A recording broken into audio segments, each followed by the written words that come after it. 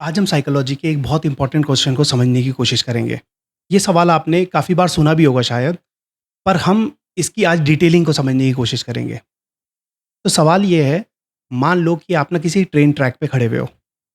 उस train track पे एक ट्रेन जा रही है और उस ट्रेन का ब्रेक फेल हो चुका है। उस ट्रेन ट्रैक पे 5 वर्कर आगे जाके काम कर रहे हैं और ये श्योर है कि अगर ट्रेन आगे गई, तो वो पाँचों वर्कर मर जाएँगे। एक जगह पे एक बटन लगा हुआ है, एक लेवर टाइप का लगा हुआ है और आप उस बटन के सामने खड़े हुए हो। अगर उस बटन को दबा दिया जाता है, तो ट्रेन अपना ट्रैक चेंज कर देगी और ट्रेन एक दूसरे ट्रैक पे चलने लग जाएगी। उस दूसरे ट्रैक पे एक वर्कर काम कर रहा है केवल। तो सवाल ये है कि क्या आप ट्रेन को जिस ट्रैक पे वो चल रही है उसी पे चलने दोगे और 5 वर्कर को मार दोगे, या उस बटन को प्रेस कर दोगे और एक वर्कर को मरने दोगे? इस सवाल का जवाब मैक्सिमम लोग बोलते हैं कि हम बटन दबाएंगे ही नहीं। हम बाद में इसकी डिटेलिंग में आएंगे, पर ज़्यादातर लोगों का रिस्पॉन्स ये होता है, हम बटन को छेड़ेंगे ही नहीं। ट्रेन जिस अपने कोर्स पे चल रही है हम उसको चलने देंगे। कई लोग बटन दबा भी देंगे और एक बंदे को मारने देंगे और 5 को बचा लेंगे। अब मान लो इसी सवाल को थोड़ा-सा मॉडिफाई कर देते हैं कि सेम सिचुएशन, ट्रेन का ब्रेक फेल है, ट्रेन एक ट्रैक पे चल रही है, उसपे 5 वर्कर हैं। बटन को दबा दिया गया तो ट्रेन दूसरे ट्रैक पे चल जाएगी और दूसरे ट्रैक पे जाके एक को मार देगी। पर इस सिचुएशन में आप कोई ऑर्डिनरी इंसान नहीं है, आप ट्रेन ट्रैक के सुपरवाइज़र हैं। ट्रेन ट्रैक की रिस्पॉन्सिबिलिटी, वहाँ पे डैमेज ना होना, ये सब आपकी ज़िम्मेदारी है। तो इस सिचुएशन में आप 5 लोगों को मरने दोगे या 1 इंसान को मारोगे? अब मैं सवाल को थोड़ा-सा और मॉडिफाई कर देता हूँ, जस्ट इससे आंसर देने से पहले। सेम सिचुएशन, ट्रेन ट्रैक पे चल रही है, मेन ट्रैक पे 5 लोग मरेंगे और एक दूसरा ट्रैक है, बटन दबाने पे जो स्विच हो जाएगा, जिसमें 1 इंसान मरेगा। आप ट्रेन के सुपरवाइज़र हैं इस केस में भी, लेकिन वो जो सिंगल बंदा खड़ा हुआ है, वो आपका बेटा या आपका भाई या आपकी माँ या आपका भाई, बहन, उनमें से कोई एक है, आपका क्लोज़ रिलेटिव है वो। तो क्या आप अभी भी बटन दबाओगे? यहाँ पर मैंने आपको 3 केस दिए। तीनों केस में अगर आप ध्यान दोगे, तो आपका जवाब अलग-अलग आएगा। किसी सिचुएशन में आप बोलोगे कि हाँ, मैं बटन दबा दूँगा फटाक से। किसी सिचुएशन में आप बोलोगे कि नहीं, मैं बटन को छेड़ूँगा भी नहीं। किसी सिचुएशन में आप बोलोगे कि मैं डिसाइड नहीं कर पा रहा हूँ कि बटन दबाना चाहिए, नहीं दबाना चाहिए। और ख़ासकर वो लास्ट वाला केस होगा, जिसमें आप सुपरवाइज़र भी हैं, आप चाहते हैं कि मिनिमम डैमेज हो, लेकिन जो सामने बंदा खड़ा हुआ है, वो आपका क्लोज़ रिलेटिव है, उसके साथ आपके इमोशन जुड़े हुए हैं। तो यहाँ पर इम्पोर्टेंट सवाल ये नहीं है कि इस सवाल का आंसर क्या है। यहाँ पर इम्पोर्टेंट पॉइंट ये है कि एक ही इंसान अलग-अलग सिचुएशन में रखने के बाद अलग-अलग डिसीज़न कैसे ले रहा है। ऐसी कौन-सी चीज़ दिमाग में हो रही है? वो सेम इंसान है, उसका सेम दिमाग है। वो परिस्थिति के हिसाब से अलग-अलग सवाल के आंसर कैसे दे सकता है, जबकि सवाल बिल्कुल सेम है। आपको बस मैंने अलग-अलग परिस्थिति पे रख दिया। तो इसको समझने के लिए हमें दिमाग को थोड़ा-सा समझना पड़ेगा कि दिमाग एक्चुअली में काम कैसे करता है। तो देखो, हमारे दिमाग के ना मेनली 2 केमिकल होते हैं। एक केमिकल होता है डोपामाइन, ठीक है? वो हमारे डिज़ायर सर्किट से डेराइव होता है। डिज़ायर सर्किट एक रीजन होता है जहाँ से डोपामाइन रिलीज़ होता है। और एक दूसरा सर्किट है जहाँ पर होता है एचएनएन। एचएनएन मतलब here and now hormone. Here and now hormone का मतलब ये है जहाँ से हमारे इमोशन डेराइव होते हैं। हमें जो गुस्सा आता है, हमें जो दुःख होता है, हमें जो खुशी होती है, जो प्रेज़ेंट मोमेंट में हमें जो भी चीज़ हो रही है, वो हमें एचएनएन सर्किट से होती है। प्रेज़ेंट मोमेंट का कोई भी इमोशन होता है, आपको किसी ने कोई बात बोली, आपको उसी टाइम पे गुस्सा आ गया, ये एचएनएन से हुआ। तो जब मैं एचएनएन हार्मोन की बात कर रहा हूँ, तो मैं बात कर रहा हूँ उस टाइम पे वेस्प्रोसिन, ऑक्सीटोसिन, ऐसे टाइप के हार्मोन जो प्रेजेंट मोमेंट पे आपको फीलिंग्स देते हैं। जब मैं डोपामाइन की बात कर रहा हूँ, तो डोपामाइन एक फ्यूचर हार्मोन है, एक प्रिडिक्शन हार्मोन है। वो हमेशा फ्यूचर के हिसाब से चलता है। अब फ्यूचर के हिसाब से कैसे? जैसे कि मैं आपको बोलता हूँ कि कल मैं आपकी फेवरेट डिश बनाऊँगा, तो आपको ये सोच के बहुत अच्छा लग रहा है कि कल मैं अपनी फेवरेट डिश खाऊँगा। पॉइंट यहाँ पर ये है, ना अभी वो डिश प्रिपेयर हुई है, ना आपने वो खाई है। बस आपको सोच के अच्छा लग रहा है। तो यहाँ पर डोपामाइन रिलीज़ हो रहा है। डोपामाइन मतलब हमारे ब्रेन में डोपामाइन रिलीज़ हो रहा है, क्यों? क्योंकि फ्यूचर में उसके प्रिडिक्शन के हिसाब से फ्यूचर बहुत अच्छा होने वाला है। वहाँ पर एक अच्छी-सी डिश मिलने वाली है। दूसरी सिचुएशन, मान लो कि आप बोलते हो, कल से मैं अपनी बॉडी बनाऊँगा, तो उसके लिए आप एक प्लान बनाते हो। आप एक वर्कआउट प्लान बनाते हो, आप एक जिम का प्लान बनाते हो और आप उस जिम के प्लान में अपनी बॉडी बनते हुए देखते हो और 6 महीने बाद आप अपने आप को देखते हो कि आपके मसल्स बने हुए हैं, बहुत अच्छी बॉडी बनी हुई है। तो ये सोच के आपको अच्छा लग रहा है। अगेन डोपामाइन रिलीज से आपको अच्छा लग रहा है, क्योंकि आप फ्यूचर को सोच के खुश हो रहे हो। एक्चुअली में वो चीज़ अभी हुई नहीं है। तो जहाँ पर भी फ्यूचर इन्वॉल्व होता है, वहाँ पे डोपामाइन आता है पिक्चर में। जहाँ पर भी प्रेज़ेंट मोमेंट की बात होती है, प्रेज़ेंट मोमेंट के इमोशंस की बात होती है, वहाँ पे एचएनएन सर्किट इन्वॉल्व होता है। तो यहाँ पर आपको ये 2 पॉइंट समझ में आए? तो अब हम दोबारा ट्रेन ट्रैक वाली प्रॉब्लम में चलते हैं। जब मैंने आपको फर्स्ट सिचुएशन में रखा कि आप एक ऑर्डिनरी इंसान हैं, आप ट्रैक के बगल में खड़े हैं और आपके सामने वो बटन रखा हुआ है और मैं बोल रहा हूँ आप वो बटन दबाओगे या नहीं दबाओगे? देखो, यहाँ पर अगर ट्रेन अपने कोर्स पे चलती रहती है, सीधे ट्रैक पे चलती रहती है और पाँचों को मार देती है और आपने कोई बटन प्रेस नहीं करा, तो उन पाँचों के मरने की ज़िम्मेदारी आपकी नहीं है। लेकिन जिस मोमेंट पे आपने वो बटन प्रेस कर दिया, तो उस सिंगल बंदे के मरने की ज़िम्मेदारी आपके ऊपर आ रही है और आपको उससे गिल्ट फ़ील होने वाला है। क्यों? क्योंकि वो बंदा मरने वाला है। गिल्ट फ़ील मतलब एचएनएन सर्किट। एचएनएन सर्किट मतलब करंट, जो प्रेज़ेंट मोमेंट का इमोशन है। तो वो प्रेज़ेंट मोमेंट का इमोशन इस टाइम पे एचएनएन सर्किट ज़्यादा डोमिनेटिंग है डोपामाइन से, जिसकी वजह से मेरे इमोशन ज़्यादा हावी हो रहे हैं और जिसकी वजह से मैं चूज़ कर रहा हूँ बटन को प्रेस ना करना। क्योंकि मैं ये बोल सकता हूँ कि वो ट्रेन तो अपने ट्रैक पे चल रही थी। मैंने कुछ नहीं किया वो पाँचों के मरने के लिए। पर अगर आपने बटन दबा दिया, तो वो सिंगल बंदा आपकी ज़िम्मेदारी से मरा है। सेकंड केस, अब सेम सिचुएशन बट आप ट्रैक के सुपरवाइज़र हैं। ट्रैक के सुपरवाइज़र का मतलब होने का ये है कि आप वहाँ पर एक लॉजिकल डिसीज़न लोगे, आप एक प्लान बेस पे डिसीज़न लोगे, आप वहाँ पर इमोशन को इन्वॉल्व ना करते हुए वहाँ पर एक रैशनल डिसीज़न लेने का ट्राई करोगे, जिससे कि मैक्सिमम मिनिमम डैमेज और मैक्सिमम आउटपुट आ सके हमारा। मिनिमम डैमेज का मतलब यहाँ पर क्या है कि एक बंदा हम मरने देंगे, लेकिन 5 को हम बचा लेंगे। तो एज़ ए सुपरवाइज़र जब आप लॉजिकल चॉइस को सोचोगे, जहाँ पे डोपामाइन इन्वॉल्व होगा। डोपामाइन इन्वॉल्व मतलब जहाँ पर भी जब मैं डोपामाइन की बात कर रहा हूँ, वहाँ मैं इमोशन को हटा रहा हूँ, वहाँ पे मैं एक प्लानिंग की बात कर रहा हूँ। प्लानिंग की बात का मतलब है इन फ्यूचर मैं मिनिमम डैमेज को देख रहा हूँ। मैं अपने इमोशन को हटा दे रहा हूँ कि कौन मर रहा है, कौन नहीं मर रहा है। लेकिन मैं इस चीज़ को ध्यान रख रहा हूँ कि मिनिमम डैमेज कहाँ से निकल रहा है। मिनिमम डैमेज का मतलब मैं लॉजिकल चॉइस रख रहा हूँ। लॉजिकल चॉइस मतलब डोपामाइन ज़्यादा मेरा एक्टिवेटेड है, एचएनएन सर्किट उस टाइम पे डाउन है। इस वजह से मैं मोस्ट प्रोबेबली बटन को दबा दूँगा। बटन को दबा के मैं 5 को बचा दूँगा पर 1 को मार दूँगा। तीसरी सिचुएशन में जब मैं बोलता हूँ कि मैं ट्रैक सुपरवाइज़र हूँ, लेकिन वो जो सिंगल बंदा जो मरने वाला है, वो मेरा खुद का बेटा है या मेरे क्लोज़ रिलेटिव में से एक है। तो उस सिचुएशन में क्या हो रहा है? यहाँ पर एक कॉन्फ्लिक्टिंग सिचुएशन है डोपामाइन के बीच की और एचएनएन सर्किट के बीच की। क्यों? डोपामाइन एक्टिव हो रहा है क्योंकि मैं सुपरवाइज़र हूँ, मेरे को लॉजिकल चॉइस लेनी है। लेकिन एचएनएन सर्किट भी एक्टिव हो रहा है क्योंकि वो मेरा बेटा है, उससे मेरे को इमोशन जुड़े हुए हैं बहुत ज़्यादा। तो यहाँ पर एक कॉन्फ्लिक्टिंग सिचुएशन है। तो कोई सुपरवाइज़र इस सिचुएशन में शायद बटन दबा देगा, कोई सुपरवाइज़र शायद चूज़ करेगा नहीं मैं बटन नहीं दबा सकता। तो आपको समझ में आया होगा कि इस सवाल का करेक्ट जवाब नहीं है। इस सवाल का मेन जो नेचर है, वो डोपामाइन और एचएनएन सर्किट के बीच का कॉन्फ्लिक्ट है। तो वो कॉन्फ्लिक्ट की तरफ जो विन कर जाएगा, वो जीत जाएगा। वो उस तरफ मतलब डिसीज़न हमारा आउटपुट आ जाएगा। अब हम यहाँ पर एक चीज़ को समझने की कोशिश करते हैं, क्या एचएनएन सर्किट बैड होते हैं, डोपामाइन गुड होता है? या डोपामाइन गुड होता है और एचएनएन सर्किट बैड होता है? देखो, अभी मैं आपको एक चीज़ बताता हूँ। आइडियली अगर देखा जाए तो dopamine is good, better than HNN circuit. Why? क्योंकि आपने रियलिटी में भी कई लोगों को आपको बोलते हुए सुना होगा कि थोड़ा अक्ल से काम ले, राइट? अपने इमोशन को थोड़ा काबू रख। वो उस टाइम पे यही बोल रहे हैं, अपने एचएनएन सर्किट जो है उसको सप्रेस करने की कोशिश कर, थोड़ा-सा डोपामाइन पे ध्यान दे। वो डोपामाइन वर्ड यूज़ नहीं कर रहे हैं, बट वो जब आपको लॉजिकल बनने के लिए बोल रहे हैं, तो वो आपको फ्यूचर में देखने के लिए बोल रहे हैं कि फ्यूचर में मिनिमम डैमेज कहाँ से आएगा। तो वहाँ पर एक रैशनल चॉइस के लिए वो आपको बोल रहे हैं। तो रैशनैलिटी जो हमारी आ रही है वो डोपामाइन से आ रही है क्योंकि वहाँ पर हम फ्यूचर के लिए कोई प्लानिंग कर रहे हैं। एचएनएन सर्किट मतलब हम अपने करंट के इमोशंस पे ज़्यादा ध्यान दे रहे हैं, पहली चीज़, ठीक है? तो हमें ये समझ में आ रहा है कि dopamine is far better than HNN circuit, but इसका मतलब ये नहीं है कि हमारे जो इमोशन है वो किसी काम के नहीं होते। अभी आपको ये भी समझ में आ जाएगा कि ये दोनों चीज़ों का मीनिंग क्या है, ठीक है? तो ये ऐसा देखा गया है जो लोग होते हैं, अब ये चीज़ डेवलप कैसे होती है किसी के अंदर? पहले एक चीज़ को क्लियर कर देते हैं। देखो, ये कोई चूज़ नहीं करता। जो आपके ब्रेन की सर्किटरी है, ये आप माँ के पेट से लेके आते हो। जब आप मतलब जन्म लेते हो उस टाइम पे ये डिसाइड हो जाती है ज़्यादातर चीज़ें। तो वो ब्रेन की वायरिंग ही इस तरह से है कि कई बंदे ऐसे होते हैं कि एकदम इमोशनल सिचुएशन में भी वो रैशनल डिसीजन लेके चीज़ों को सुधारने की कोशिश करते हैं कि चलो जो हो गया पर आगे क्या? वो ये चीज़ को ध्यान रखते हैं। तो याद रखना, उन लोगों को गॉड गिवन ही है ये कि उनकी सर्किटरी में डोपामाइन ज़्यादा डोमिनेटिंग रहेगा ज़्यादातर टाइम। कई लोग ऐसे होते हैं, आप उनको थोड़ा-सा कुछ बोलो वो एकदम चिल्लाने लग जाएँगे या मतलब रोने लग जाएँगे या मतलब कुछ भी करने लग जाएँगे, इमोशन हावी हो जाएँगे। तो इमोशन हावी मतलब उनका एचएनएन सर्किट ज़्यादा एक्टिवेटेड है, डोपामाइन के बजाय। तो वो अच्छे प्लानर नहीं होते। तो आप देखोगे जो हायर पोज़ीशन पे जो ज़्यादा लोग होते हैं, पॉलिटिशियन जो लोग होते हैं, वो ज़्यादातर डोपामाइन ड्रिवन होते हैं। ठीक है? अब हम ये बोल सकते हैं क्या कि डोपामाइन ड्रिवन लोग ज़्यादा सही हैं और एचएनएन वाले बेकार हैं? देखो, अभी मैं आपको इसके ऊपर एक स्टोरी और सुनाता हूँ।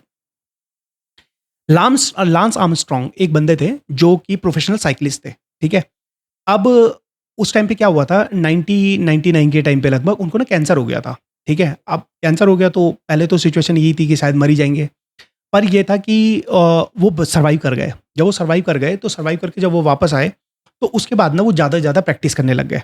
ज़्यादा से ज़्यादा प्रैक्टिस कैसे कि वो जैसे हवा चल रही है, तो हवा के अगेंस्ट में ही साइकिल चला रहे हैं। मतलब माउंटेन में चढ़ रहे हैं, ये चीज़ें कर रहे हैं। तो मतलब वो बहुत ही ज़्यादा प्रैक्टिस करने लग गए। तो कैंसर ठीक होने के बाद उन्होंने टूर दे फ्रांस, एक रेस होती है, बहुत फेमस रेस है वो इधर यूरोप की। तो उसमें उन्होंने पार्टिसिपेट करा था। तो उसमें पार्टिसिपेट करके उन्होंने वो रेस भी जीत ली थी। एक बंदा जो कैंसर सर्वाइव करके आया है और उसके बाद वो टूर दे फ्रांस रेस को भी जीत रहा है, जो इतनी फेमस रेस है। तो ये अपने में बहुत बड़ा अचीवमेंट था उनके लिए।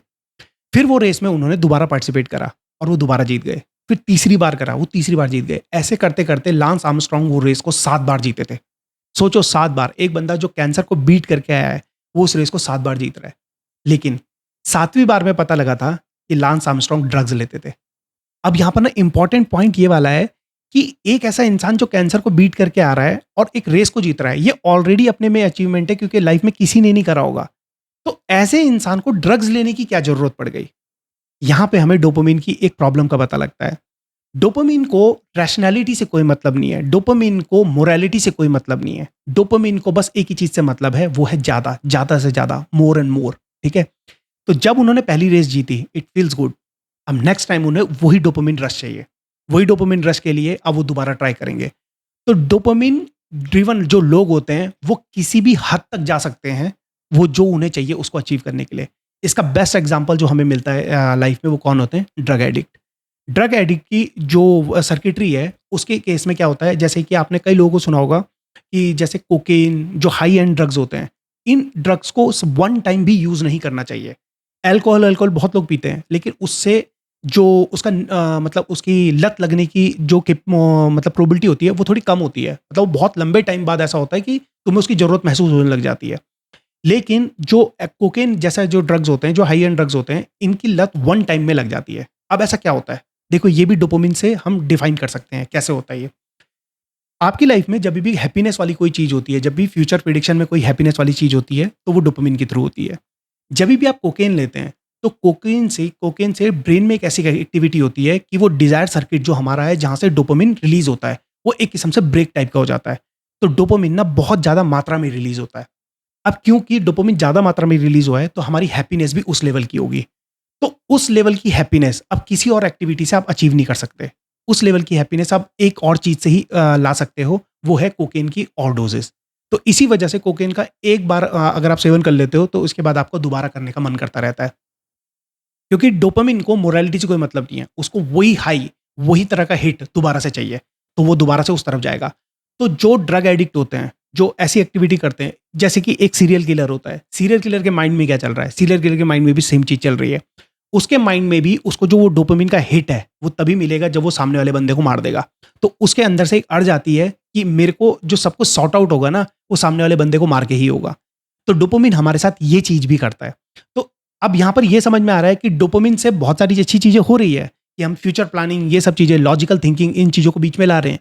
लेकिन डोपामाइन से एक चीज़ बेकार भी तो हो रही है। बेकार ये हो रही है, मोरालिटी खत्म ही हो जाती है।